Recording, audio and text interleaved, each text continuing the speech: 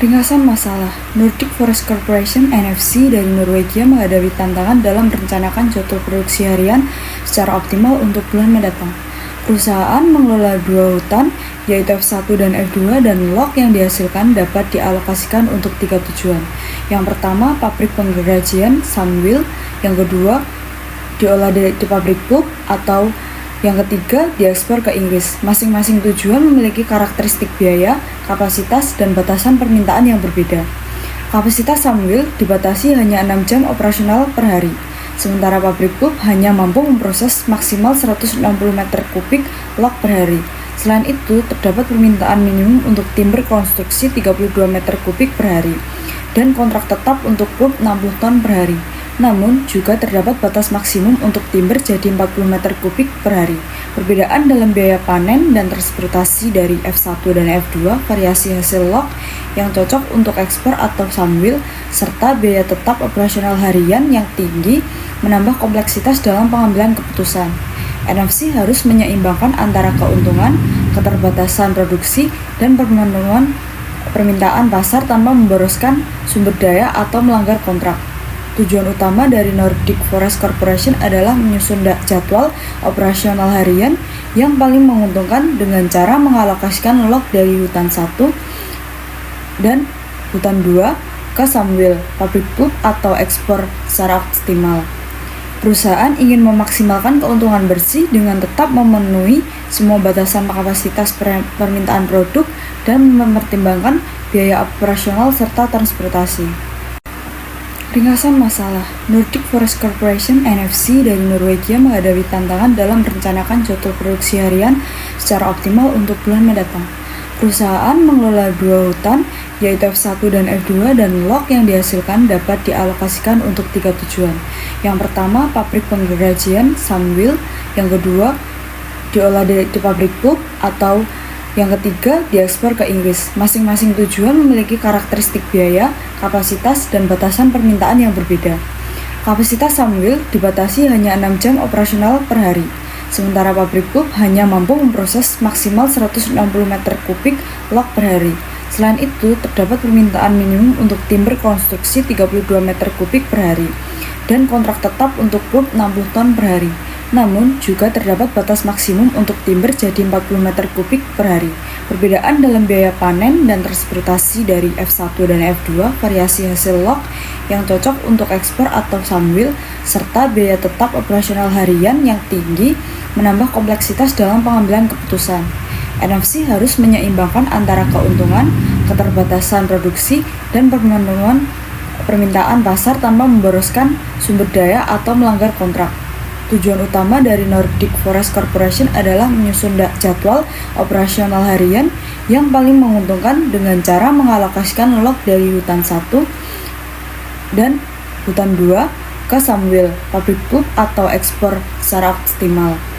Perusahaan ingin memaksimalkan keuntungan bersih dengan tetap memenuhi semua batasan kapasitas permintaan produk dan mempertimbangkan biaya operasional serta transportasi. Selanjutnya ada rich picture diagram. Rich picture diagram ada beberapa komponen yang akan dibagi lagi menjadi beberapa kategori seperti struktur, proses, dan hubungan. Kami bagi lagi dari strukturnya, ada struktur fisik dan fasilitas, struktur produk dan material, kemudian struktur organisasi dan aturan, dan yang terakhir struktur finansial. Kemudian proses juga kami bagi lagi, ada proses produksi, proses pengambilan keputusan, dan aliran kendali. Nah, yang terakhir ada hubungan antara struktur dan proses, dan ada hubungan juga antara climate dan proses.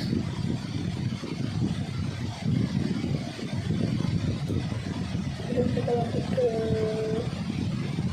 gambar rich picture diagramnya. Diagram ini memberikan gambaran menyeluruh tentang bagaimana industri kayu beroperasi mulai dari hutan sebagai sumber bahan baku hingga produk akhir yang sampai ke tangan konsumen, baik di pasar domestik maupun internasional. Pada bagian awal sistem, kita dapat melihat bahwa industri kayu dimulai dari dua area hutan utama yang disebut sebagai hutan F1 dan hutan F2. Sebuah hutan ini berfungsi sebagai sumber daya alam yang vital dalam menyediakan bahan baku kayu mentah untuk seluruh proses produksi. Kegiatan logging atau penebangan dilakukan secara terkontrol di kedua area hutan ini dengan memperhatikan aspek keberlanjutan lingkungan. Kayu yang dihasilkan dari kegiatan penebangan ini kemudian akan didistribusikan ke berbagai pengolahan sesuai dengan jenis dan kualitas kayu yang dibutuhkan. Setelah kayu mentah diperoleh dari hutan, proses selanjutnya adalah pengolahan di unit-unit produksi yang terdiri dari dua operasi utama, yaitu operasi sawmill dan operasi pulp mill. Operasi sawmill merupakan tahap pengolahan kayu mentah menjadi kayu gergajian atau kayu olahan yang siap untuk digunakan dalam berbagai aplikasi konstruksi dan furniture. Proses ini melibatkan pemotongan, pembentukan, dan finishing kayu sesuai dengan standar industri yang berlaku.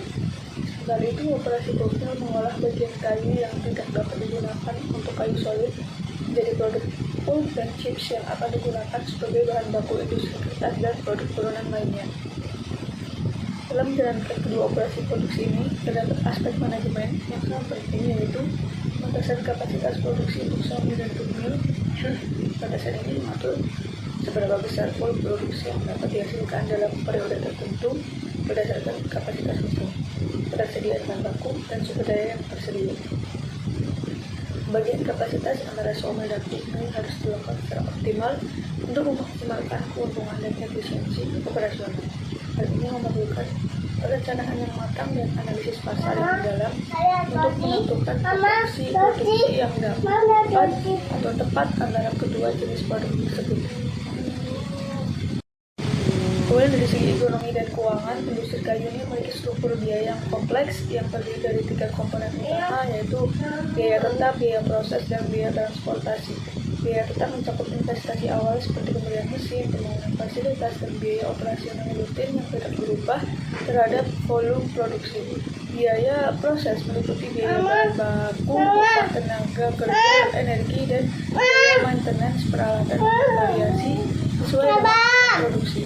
Biaya transportasi mencakup biaya yang terkait dengan pemindahan bahan baku dari hutan ke pabrik serta distribusi produk jadi ke berbagai pasar. Kemudian ada infrastruktur transportasi memegang peranan penting dalam sistem ini yang digambarkan melalui jalur transportasi yang menghubungkan berbagai komponen dalam rantai pasok. Jalur ini tidak hanya mengangkut bahan baku dari hutan ke pabrik, tetapi juga mendistribusikan produk jadi ke berbagai buah pasar. Efisiensi sistem transportasi akan sangat mempengaruhi biaya produksi dan daya saing produk di pasar, sehingga pemilihan rute dan moda transportasi yang tepat menjadi faktor kritis dalam kesuksesan operasional. Kemudian dalam hal pemasaran dan distribusi, industri kayu ini melayani 2 segmen pasar utama, yaitu pasar ekspor dan pasar domestik. Untuk pasar ekspor, produk kayu olahan dikirim melalui export harbor atau pelabuhan ekspor dengan tujuan utama ke Inggris, yang merupakan salah satu pasar ekspor potensial untuk produk kayu Indonesia. Aspek optimalisasi dan efisiensi menjadi fokus utama dalam operasional industri kayu ini pada saat ini dari tujuan maksimalisasi keuntungan harian. Nah, secara keseluruhan, village picture diagram ini menunjukkan bahwa industri kayu merupakan sistem yang sangat kompleks dan terintegrasi yang melibatkan berbagai stakeholder dan proses yang saling berkaitan. Keberhasilan industri ini sangat bergantung pada kemampuan manajemen dalam mengkoordinasikan seluruh komponen sistem, mulai dari pengenalan hutan yang berkelanjutan, optimalisasi produksi, kemudian efisiensi logistik, transportasi, hingga strategi pemasaran yang tepat untuk kedua segmen pasar.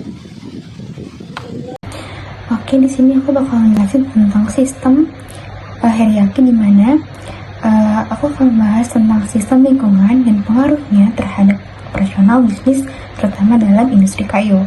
Nah, pertama ini kita akan melihat sistem lingkungan, di mana hal ini mencakup faktor eksternal yang sangat penting, seperti regulasi pemerintah yang saling berkaitan dengan izin dan kebijakan lingkungan. Selain itu, kita juga harus memperhatikan harga ekspor kayu dan izin pasar global yang dapat mengaruhi strategi bisnis kita. Lalu yang kedua, ada sistem yang lebih luas. Di sini kita bisa melihat interaksi antara pengadaan kayu dari luar negeri, pengolahan hutan, dan pabrik kayu serta bubur. Semua elemen ini terus berkoordinasi dengan baik untuk memastikan efisiensi dan keberlanjutan operasional. Lalu yang ketiga adalah sistem utama, di mana yaitu ada NFC. Dalam sistem ini berfokus pada pengelolaan hutan dan produksi kayu, yang merupakan inti dari aktivitas bisnis kita. Dengan pengelolaan yang efektif, kita dapat meningkatkan produktivitas dan keberhasilan bisnis dari tahap pengadaan hingga proses finishing produk. Selanjutnya adalah analisis stakeholder. Stakeholder terdiri dari 4, di mana yang pertama adalah problem owner. Adapun problem owner dari permasalahan ini adalah Nordic Forest Corporation atau NFC, bagian manajemen perusahaan, karena 1. Bertanggung jawab atas keputusan strategis atas alokasi sumber daya. 2. Memiliki otoritas penuh dalam penjadwalan produksi harian. 3. Menanggung risiko finansial dan operasional dari keputusan yang diambil. Dan 4. Memiliki kepentingan langsung dalam maksimalisasi keuntungan perusahaan. Stakeholder yang kedua adalah problem customer, di mana problem customer dari permasalahan ini adalah pelanggan eksternal NFC yang terdiri dari 1. Pembeli timber konstruksi dengan permintaan minimum 32 meter kubik per hari. 2. Pembeli pulp dengan kontrak tetap 60 ton per hari. Dan yang ketiga adalah pembeli di Inggris untuk log ekspor. Stakeholder yang ketiga adalah problem user, di mana problem user dari permasalahan ini adalah tim operasional dan produksi NFC yang terdiri dari 1. Manajer produksi yang akan mengimplementasikan jadwal harian. 2. Operator sawmill yang terbatas 6 jam operasional per hari. 3. Operator pabrik pulp dengan kapasitas maksimal 160 meter kubik per hari. Dan 4. Tim logistik dan transportasi untuk pengiriman dari F1 dan F2. Kemudian stakeholder yang keempat adalah problem analis, di mana problem analis dari permasalahan ini adalah konsultan riset, operasi, dan manajemen saintis yang akan 1. Menganalisis dan memodelkan masalah optimasi. 2. Mengembangkan model matematika untuk penjadwalan optimal. Dan 3. Memberikan rekomendasi solusi berdasarkan analisis kuantitatif.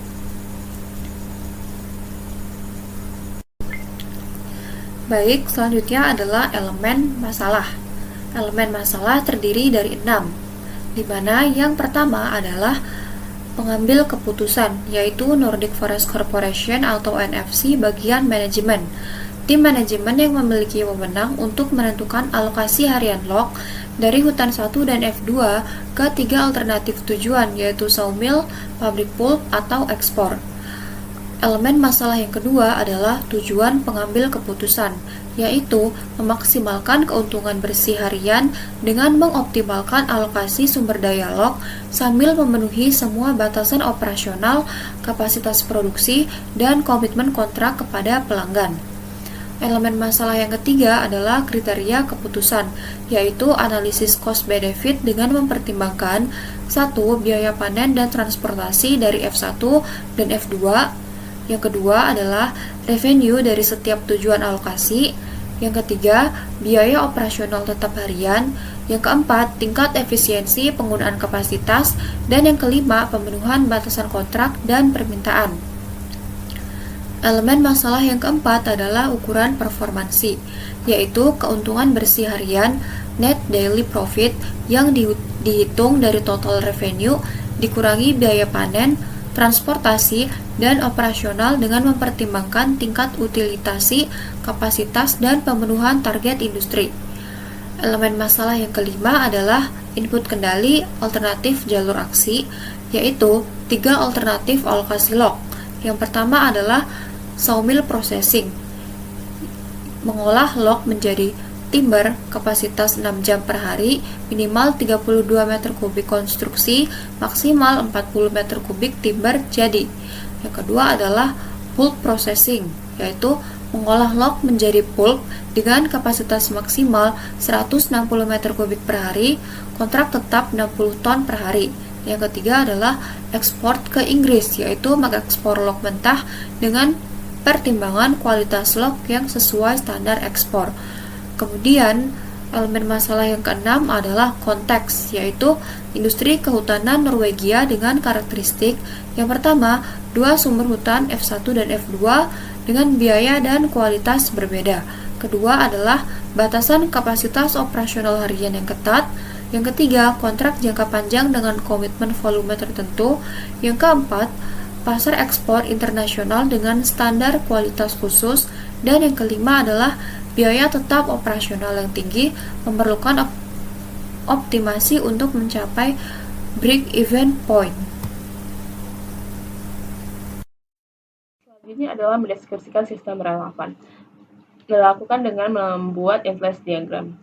Sebelumnya, influence diagram adalah diagram yang menunjukkan pengaruh A kepada B.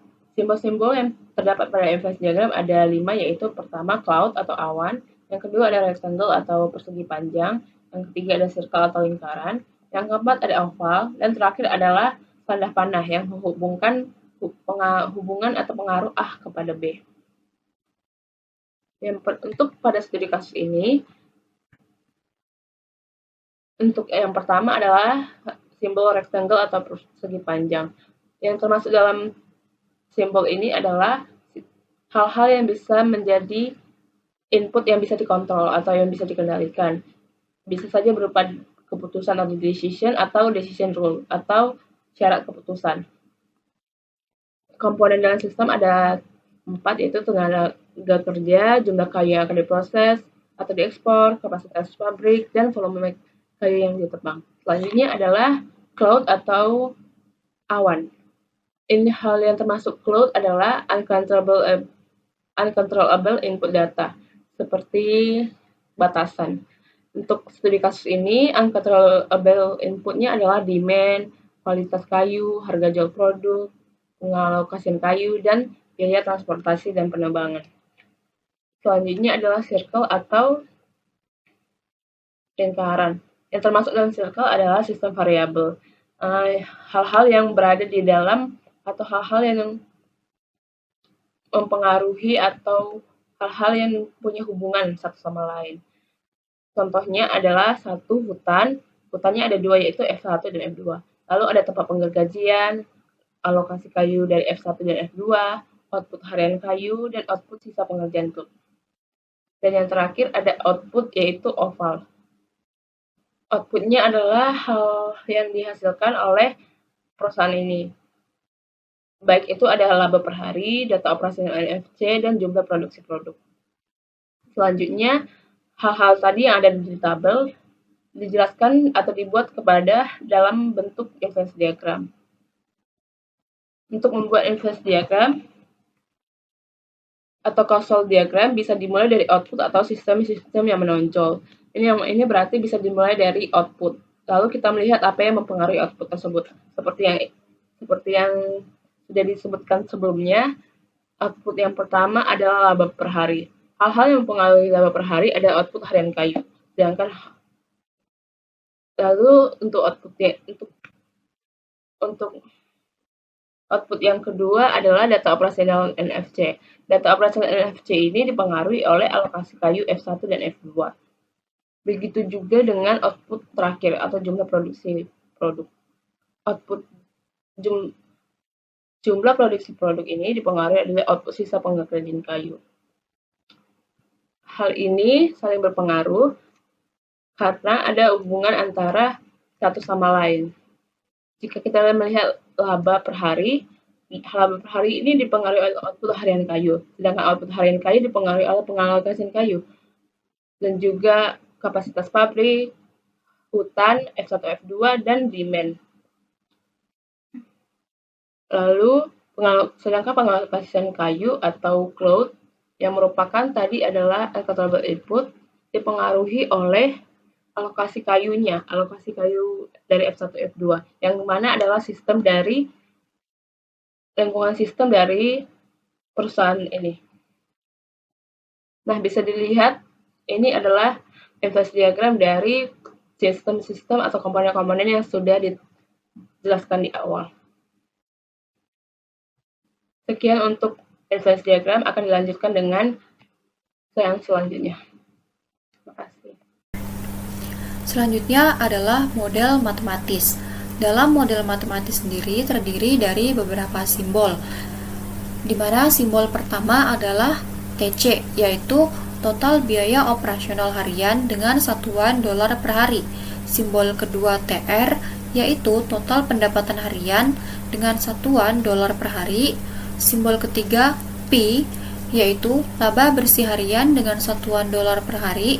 Simbol keempat X1, X2, yaitu volume kayu ekspor dari F1 dan F2 dengan satuan meter kubik per hari. Simbol kelima Y1, Y2, yaitu volume kayu ke sawmill dari F1 dan F2 dengan satuan meter kubik per hari.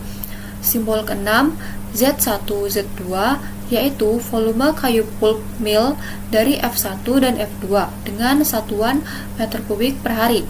Simbol ketujuh CT, yaitu output construction timber dengan satuan meter kubik per hari. Simbol ke-8 DT, yaitu output dress timber dengan satuan meter kubik per hari. Simbol ke-9 P kecil, yaitu produksi pulp dengan satuan ton per hari.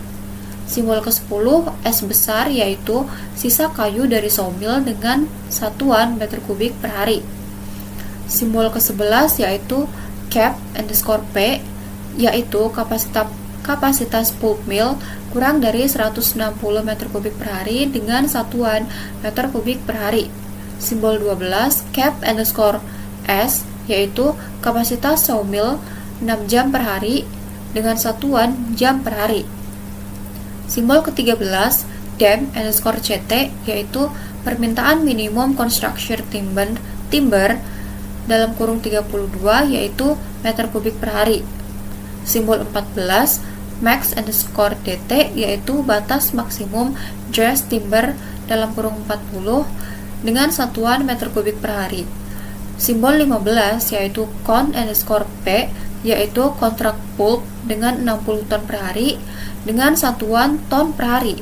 Lalu simbol yang terakhir atau simbol ke-16 adalah FC, yaitu biaya tetap, yaitu sawmill ditambah pulp mill ditambah admin dengan satuan dolar per hari.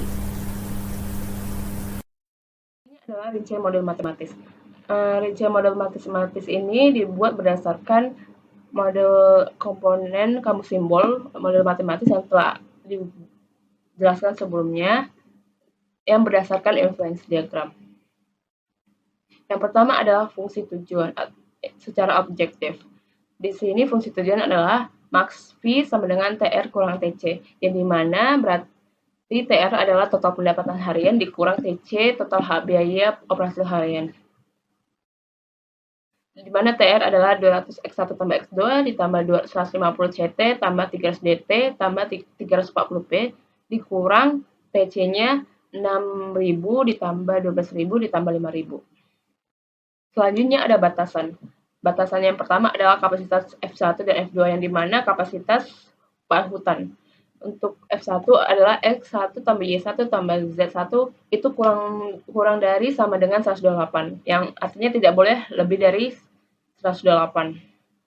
Selanjutnya ada X2 untuk hutan F2, X2 tambah Y2 tambah Z2 sama dengan kurang dari 192, yang berarti kapasitas untuk hutan kedua adalah kurang dari 192, kurang dari sama dengan 192. Yang kedua, batasan yang kedua adalah konversi hasil dari sawmill. Ini tetap dalam bentuk yang tetap. CT sama dengan 0,6 kali Y1 tambah Y2. Sedangkan DT adalah 0,4 kali Y1 tambah Y2. Di mana CT adalah output construction timber dan DT adalah output dress timber. Selanjutnya ada kapasitas sawmill. Untuk kapasitas sawmill batasnya adalah 0,06 CT ditambah 0,12 DT kurang dari sama dengan 6. Batasan yang keempat adalah kapasitas dan kontrak pulp mill. Batasannya yaitu Z1 tambah Z2 ditambah scrap atau S kurang dari sama dengan 160. Selanjutnya adalah konversi scrap. Scrap ini bersimbol S.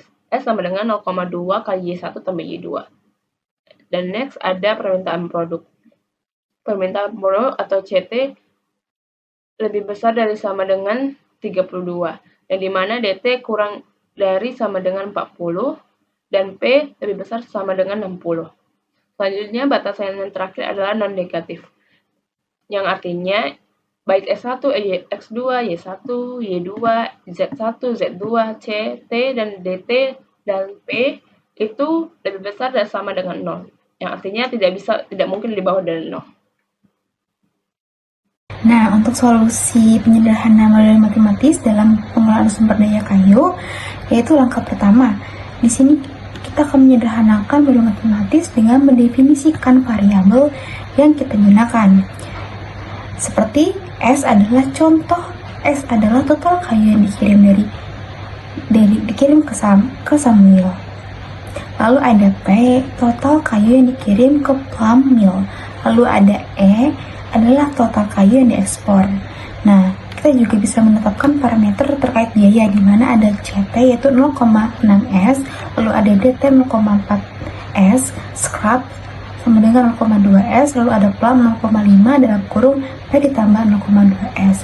Lalu langkah kedua ini ada identifikasi kendala aktif, di mana di sini kita menetapkan kendala minimum untuk plum dan contraction timer, di mana ada kendala minimum plum yaitu 0,5 dalam kurung P ditambah 0,2S untuk kurung lebih dari P. Lalu ada kendala kapasitas contraction timer S yaitu lebih dari 53,33. Nah, untuk hal yang ketiga ini kita menentukan nilai optimal, di mana kita menghitung nilai untuk sawmill dan ekspor. Nah, untuk nilai P-nya atau plumnya itu P-nya itu lebih kecil daripada 71,43, lalu nilai ekspornya itu lebih kecil daripada 142,86. Nah, di sini kita bisa mendapatkan alokasi optimal untuk ekspor dan sawmill, yaitu prioritas, di mana ekspor lalu ke sawmill lalu ke plum. Nah, untuk langkah keempat ini ada verifikasi dan hasil akhir. Nah, menurut analisis kita menemukan bahwa kapasitas F1, F2 untuk sawmill dan plum mill telah terpenuhi. Nah, untuk hasil akhir menunjukkan bahwa revenue sebesar 35,072 US dollar dengan strategi optimal yang diusulkan. Nah, kesimpulannya, dalam pengelolaan sumber daya kayu ini, kita berhasil mengoptimalkan alokasi sumber daya dengan mempertimbangkan beberapa kendala-kendala. Nah, sekian dari saya. Terima kasih.